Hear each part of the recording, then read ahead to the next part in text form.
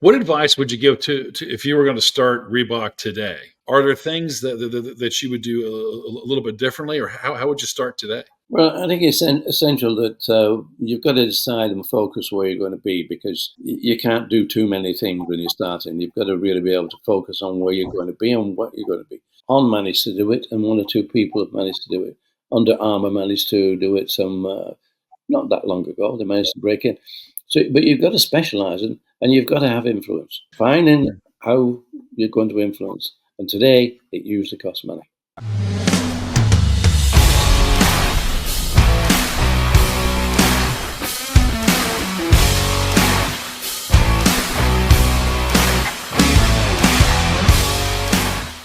Hi, I'm Erik Weir, and welcome to another episode of Stuttering Your Way to Success. Please join me with my very special guest, Joe Foster, the founder of Reebok and author of How to Survive and Thrive. We'll talk to him today about Survive and Thrive and about Reebok. But Joe, what was it like growing a company from just a few people to thousands of people with huge sales? Oh, thank you for the invitation, Eric. It's great to speak to you. It's what can you say now? Growing a company, it took a few years, so it wasn't sort of overnight. Although, after 20 years, we became an overnight success. Overnight success, right? Yeah, but those first 20 years, of course, it was well, I guess leaving the family business. We left the family business, Jeff and myself, because we had to. The family business was dying. It was one of those unfortunate things.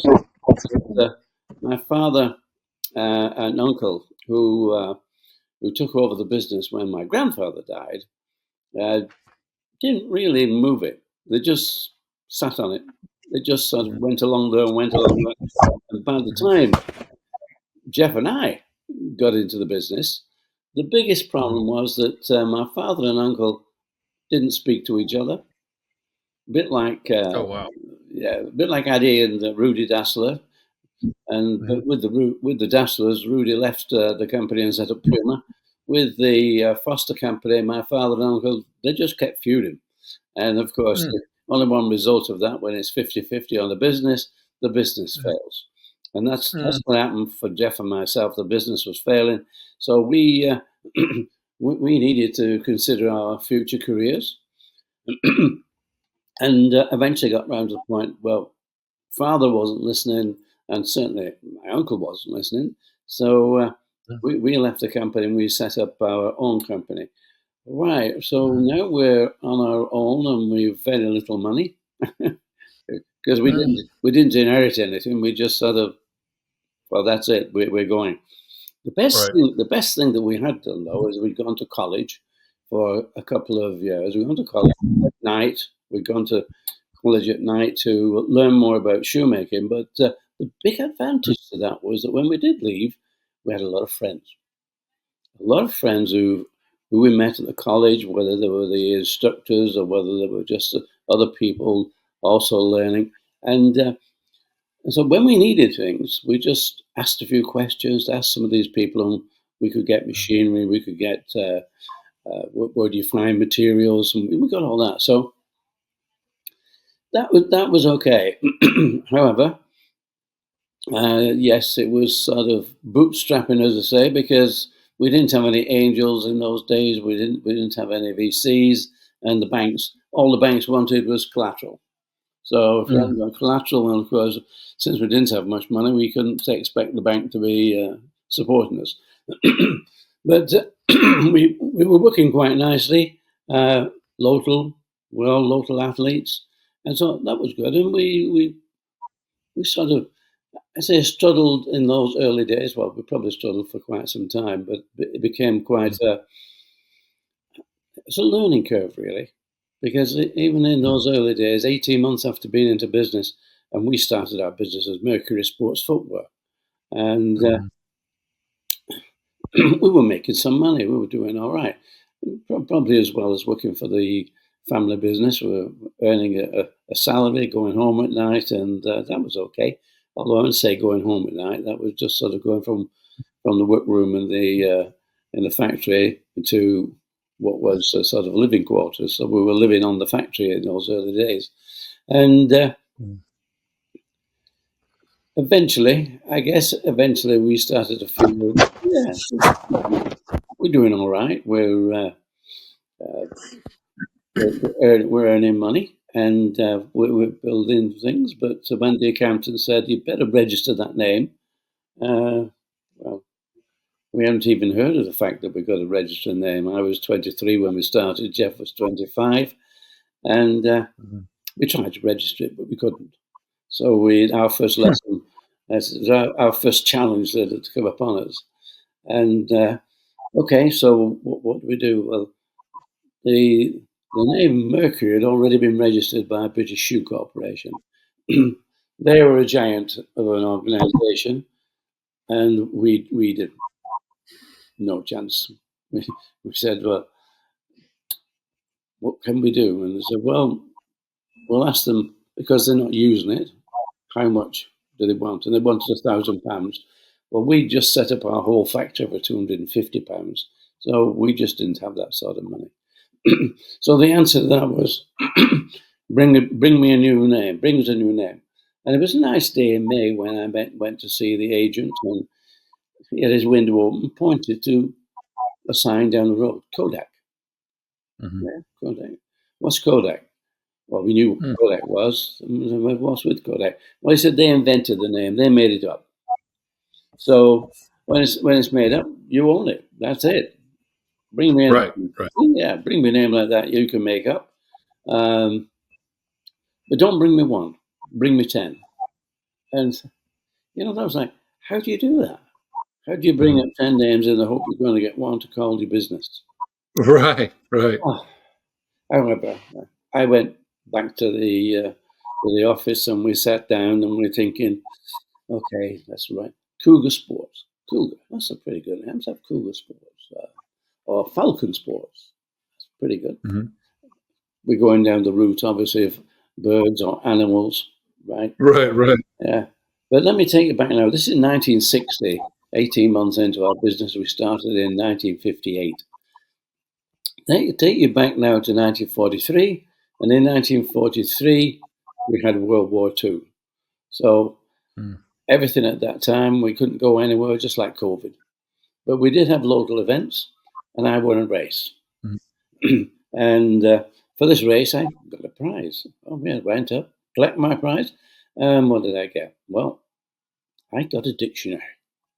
And I'm saying, well, where's the football?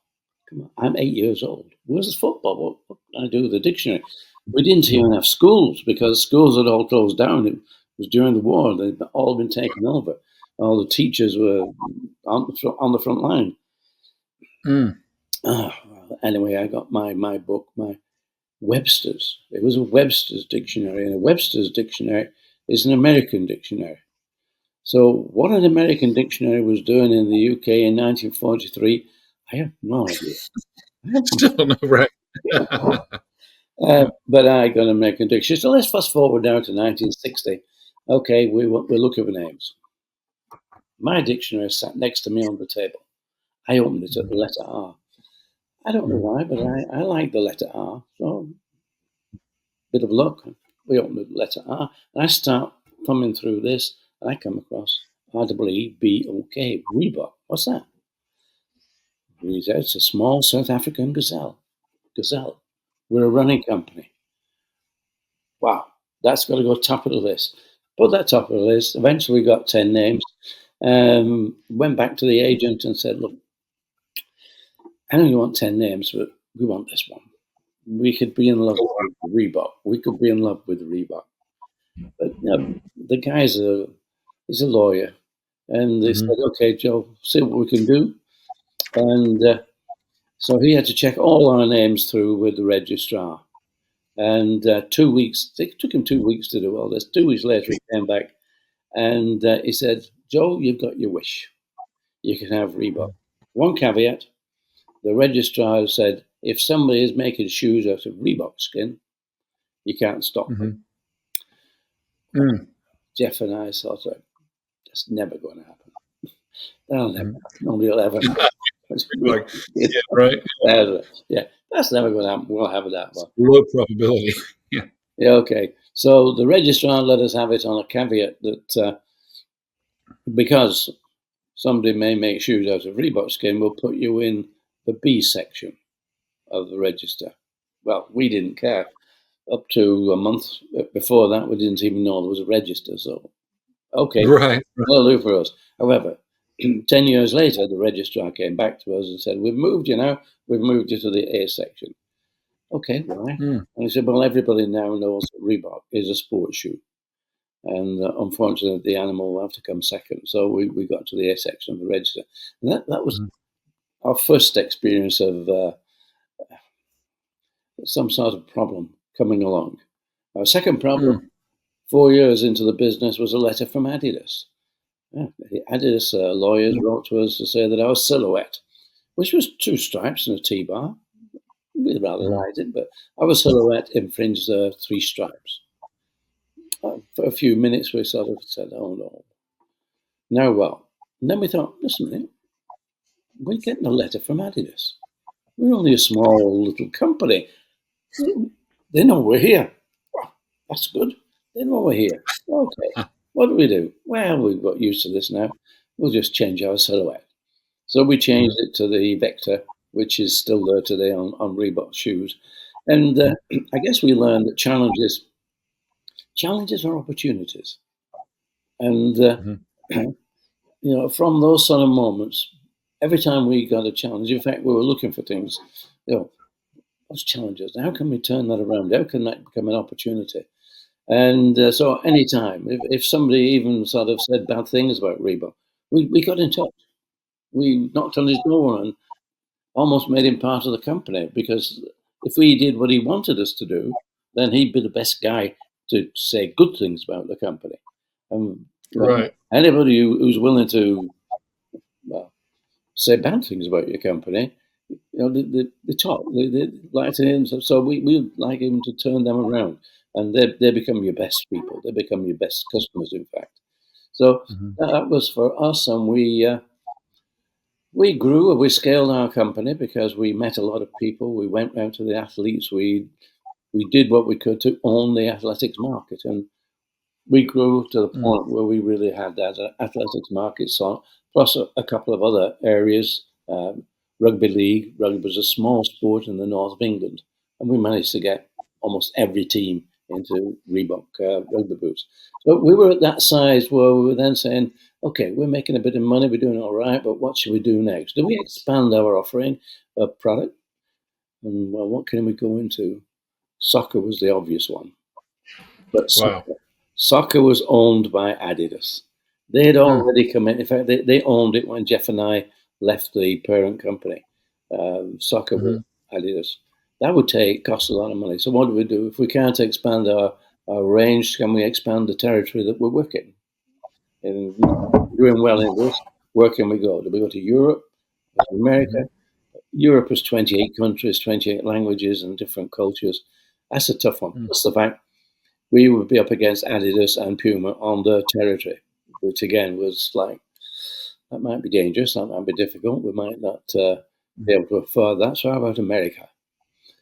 Yeah, but America's a long way off. And I got a bit of opposition on the fact that it's going to cost too much to get across to America, let alone what we might be able to do in Europe. However, luckily for us, the British government were advertising in a magazine called Eurosport. We want you to export, in particular to America. So we'll pay for you to have a stand at the NSGA show, National Sporting Goods of America. We'll pay for the stand, we'll pay for your return airfare, and we'll pay 50% of your hotel bill. Well, Mm. I got no opposition. You can go. So I went. However, on doing that, I went in 1968, and I didn't get anywhere until 1979. It took me 11 years. 11 11 years years. Wow. to crack the American market, to get in. Let's put it this way: a lot of the people who were also part of that government expertise didn't even get there. They didn't Yeah. even make it, and even after 11 years. And I look back on that and I think, well, we didn't have computers. We didn't have smartphones. What made America so hard? I mean, to go to America, you hear 11 years, 12 years. I mean, why was that so difficult to start in America? Well, think about it. 11 years, and there was one chance a year Mm, to go to America. So I only had 11 opportunities to get across mm, there and see what I could do. It wasn't as though I had opportunities every day, every month, as now you can do with computers. You can contact everybody. You can do a lot of things. We couldn't do that. So, right. in a way, it wasn't too bad. And let's say, of all the companies, there must have been about 20 British companies part of the British contingent in the NSGA. We had a big collective stand. And I don't think anybody else actually made it. In fact, I Mm, remember that when we did make it, I went onto the British stand and they said, "Wow, you've done it. Well done. You're lucky. You've got your own stand." So we had our own stand as well. But what made it difficult? Well, I had 6 failed attempts. I had mhm. 6 failures. Tried to get in there and with people that could have, but we didn't make it. Sure. And it was really 1979. It was up to Runner's World. This is the difference. Up until then, I've been pushing, but Runner's World, they grew with running. And that was the other good bit of luck that we had. Running grew fantastically. And as a result, Runner's World grew from a single page to a 70-page full color magazine that everybody who was out there running, training, taking part in 5K, 10Ks, half marathons, they all read it. And when Bob Anderson, who edited that, decided he could tell people which were the best shoes, Mhm. he tried it twice of saying, well, first one, it was Nike, it didn't work. Second one, I think it was New Balance. The reason it didn't work is that all the product was coming from the Far East. Mm, And of all the people that read the magazine, probably anything between 10 and 30 million wanted that number one shoe. mm, Nobody in the Far East could turn up the production to get that sort of quantity. So on the third mm, attempt, Bob Anderson decided he would change it to, which was number one, to 5-star ratings. So it was star ratings. A 5-star shoe, you got a 5-star shoe, and there could be 4 or 5 that would get mm. 5-star shoes if that's what happened. We we thought, oh, we're in this business. We should be able to make a 5-star shoe. And so we plowed away. And I remember phoning Paul Fireman because I met him in the February of '79. Running was so big in Mhm. those days, everybody wanted to get into it, but Right. there was a bit of effort. And Paul said, look, Joe, if you get 5 stars, I'll be a distributor. Paul was running an outdoor business, Boston Camping. And I think he was a bit fed up of what was going on. I think he was going around the Goldfish Bowl every year, and 10 years into the business, that was it. It was just repeat, but not getting anywhere. So he said that. So we get to the end of July because August was the edition, and I phoned Paul. I got a call through to him and said, Paul, can you can you go down to the local kiosk and see if they've got the Runners World August edition, the shoe edition? Mhm. He came back about a couple of hours later and said, Joe, yes, you got 5 stars. Aztec. Fantastic. None of that, your other offerings, your Spike track shoe and your racing shoe, also got Mhm. 5 stars. So we entered the market into America with 3 5-star shoes. Now, the difference is we've been pushing for 11 years. We got 5-star Mhm. ratings. All of a sudden, we got credentials. And that was the difference. How do you maintain innovation? I mean, when you grow from a small company, when it's just you and your brother, and then you're trying to innovate and compete with giant competitors. So how did you get the edge? Well, I think how we managed it in the UK was it's no secret. You know, influencers. You need influencers, and we were well inside the athletics uh, arena. We were well known. We worked in the, and so we used to produce our shoes for athletes. And we had one.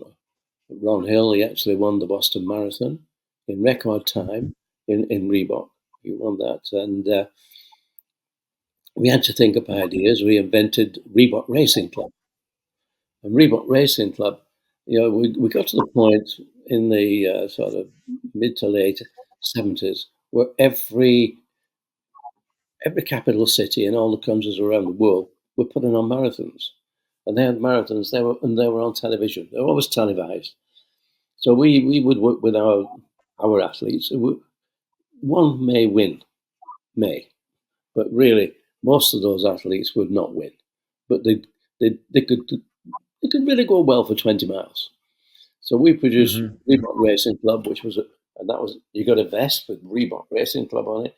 We gave them the vest and shorts and gave them shoes. And a lot of people, we opened up as a club so they could buy this as well. But we told our top guys, look, when you take part in these marathons, and we help them to get into the marathons, go to the front, stay at the front as long as you can. And that gets us on television. So we were on television at the front of so many marathons with Reebok Racing Club. We'd have 4 or 5 on television for probably 20 miles before they faded and went away. But so it's the influencing, and and that's how you do it. And Ron Hill, we made him a shoe, and that was called the 10K. So he held 10.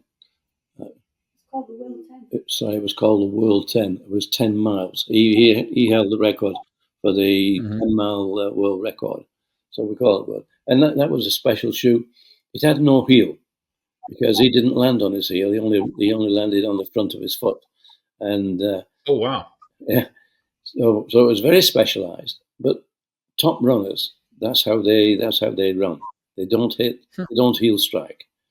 They actually strike with the ball of the foot. So we become top runners, winning races in World 10. What advice would you give to if you were going to start Reebok today, right? I mean, knowing what you now know, are there things that you would do a little bit differently, or how would you start today? Well, I think it's essential that you've got to decide and focus where you're going to be, because you can't do too many things when you're starting. You've got to really be able to focus on where you're going to be and what you're going to be. And if you can find something that's slightly different, we can probably use a company like On. They gave us a different vision. They made a different soul, and that gave them. But then, of course, they use Roger Federer as well. So anybody starting today, they've got to look and say, where do you want to be? We could say that the sports footwear arena is pretty full of manufacturers. There's a lot of people in there today, but On managed to do it, and 1 or 2 people have managed to do it. Under Armour managed to do it not that long ago. They managed to break in. So, but you've got to specialize and you've got to have influence. It's finding how you're going to influence. And today, it usually costs money. How do you find good people? I mean, I've talked to people today. They're worried about finding the right kind of talent. So, what is it that you look for in a person before you hire them? Well, we were very fortunate. We were actually working in this community of athletes, and athletes they had their own business, whatever it was, or they worked at something. But good athletes, they wanted to join the company, and these athletes, okay, not that you didn't take everybody on. You needed to have somebody who really could think about something. Like Ron Hill. Ron Hill didn't start to work for us, but he was a university graduate, and he was in the textile industry, and he came to us, and he wanted to work with us for even for this shoe, the World 10. Okay, so we didn't employ him, but he was that close to the company that we could have employed him. It was as simple as that. But a lot of athletes who came along, and they were so into it because their interest was the same as ours. It was easy. They became part of it. Right. And right. So developing your business with those sort of people, and they talked about it because they weren't employed by Reebok, but they were part of Reebok. These athletes represented Reebok. And for Reebok in those days, we had 2 areas. We had a factory which employed people who were making shoes. So they had a skill in making shoes. But when we talk about the other side, which is where we sold our product was sold in the sports goods industry. And so that was different. We set up two companies. The manufacturing was one company, and we called it Reebok International because it was going to look after our business. But even the guys who worked for us, they they loved being part of this community that we grew this community. They felt part of that community, and it's in my book Shoemaker that Right. Right. we ran into some trouble. We ran into trouble quite often. Our distributor, uh, he went out of business, and that was about Oh wow. 90% of our production was going to this distributor, which is like you think, okay, is that a big mistake? All your eggs in one basket. The reason I did it is because it gave me an opportunity to start working on the American market and other markets. Mm. So, Okay. so but it unfortunately, we got our way out of it. But some of the workers that we had to lay them off, and quite a Mm. few said, "Can we work for nothing? We'll just work for you." It just because Wow. they felt part of the problem, and they felt that, Mm. and we said, "No, you can't do that." But the minute that we're right again, when things come our way, we'll let you know, and you can come back. And Mm. they all came back, and we managed to turn a corner in 3 months. We had to collect Really? That's quick. had to collect all the product that was with that Sure. distributor. We had to go down and collect it all, bring it back, and then figure a Mhm. way of selling it. And we sold it to schools. We sold it to schools Mhm. at half the price that we'd normally pay, but we were still getting more money than using our distributor. So we made some Sure. money out of it. And we created a lot of friends. That's fantastic. That's fantastic.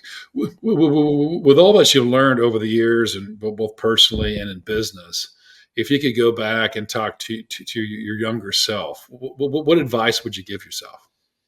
I, I guess the advice was to enjoy yourself as much as you can do, have as much fun as you can do, and because as you grow older, you won't have those Mm. the same energies when you get a bit older. You won't have the same energies. So really, burn yourself out as much as you can because you'll love it.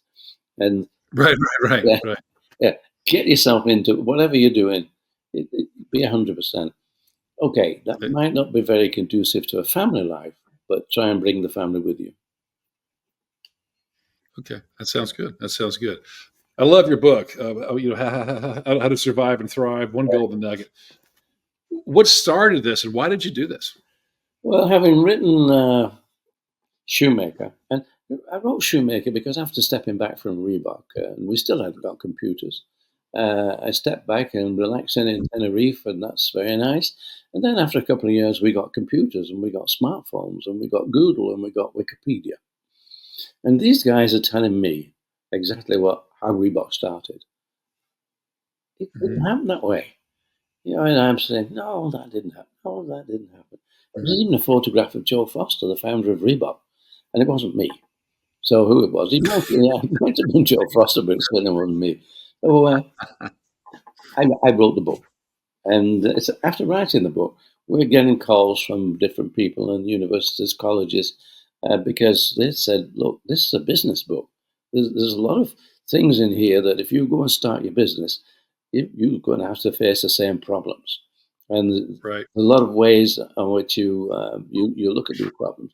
I think one of the first things is that starting business with my brother, we could have been just like my father and uncle, Hmm. but we didn't. And Jeff Hmm. Jeff loved making shoes. He just loved the factory. Yeah. And so it was said, Jeff said, "Look, I'll look after the factory. I'll look after it. You do everything else." So I got to Right. do everything else, which is playtime for me. It was great You fun. enjoy. Yeah. Yeah. Okay, I made a lot of mistakes, but we never had we never had a bad word. In one Oh, of how we never had a bad that's word together, which was great. So the pity is, of course, that unfortunately he passed away just as we got into America. So he never saw the growth, never oh, saw the opportunity that oh, we got. Yeah, and oh.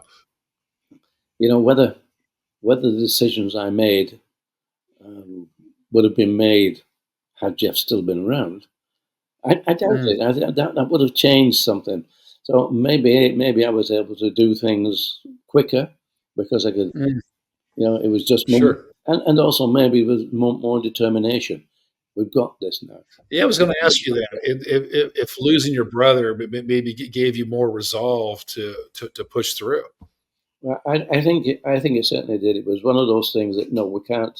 We've got to take this now and make it. It's got to happen. And Like no matter what it takes, there's no plan B. We're moving ahead. that's right. No plan B. Yes. That's fantastic.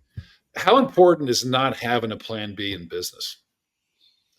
Well, I think it means that you don't rely on something. You've got Mm, yourself. You can't sort of say, okay, we can move over.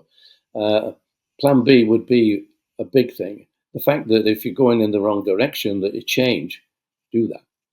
Whichever. I mean, right. we pivoted from being a small running company to become a women's company that took us to almost $1 billion in 4 years.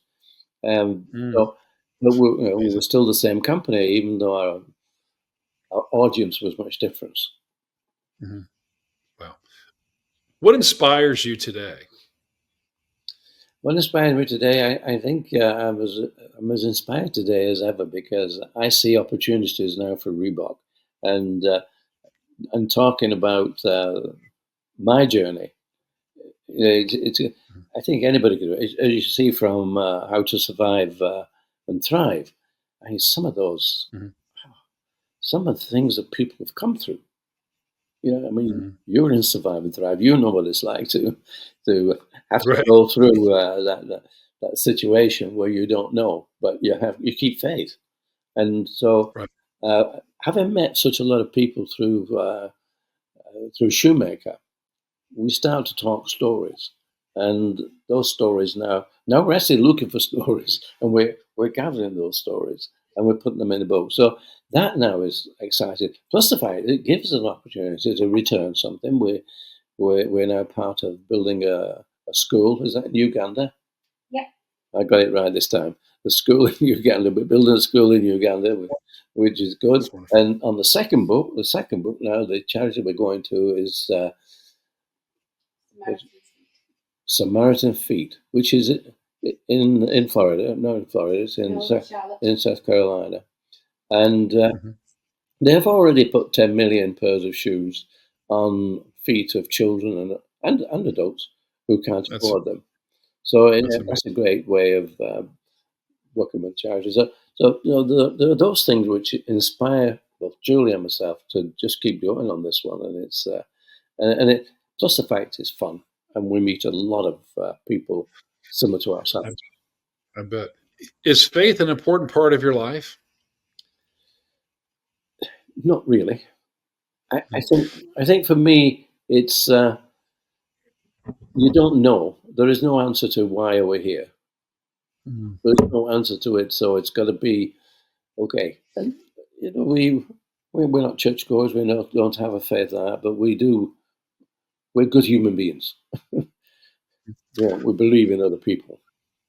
Sure, of course. When you mentioned faith earlier, you have a faith in yourself, a faith that you're saying the plan B. You realize, and when your brother passed, that you would focus Yeah, yourself. yeah, So you have a reliance and a resolve on your own abilities right. and your Yeah. ability to On that solve sort of problems. faith, definitely yes. It's you've got a faith in what you're doing and how you treat other humans and what your relationship will be with other humans. I think that's probably true, and it's it amazes you that some people just treat other people in the way they do. Right? Right. That is surprising, and it's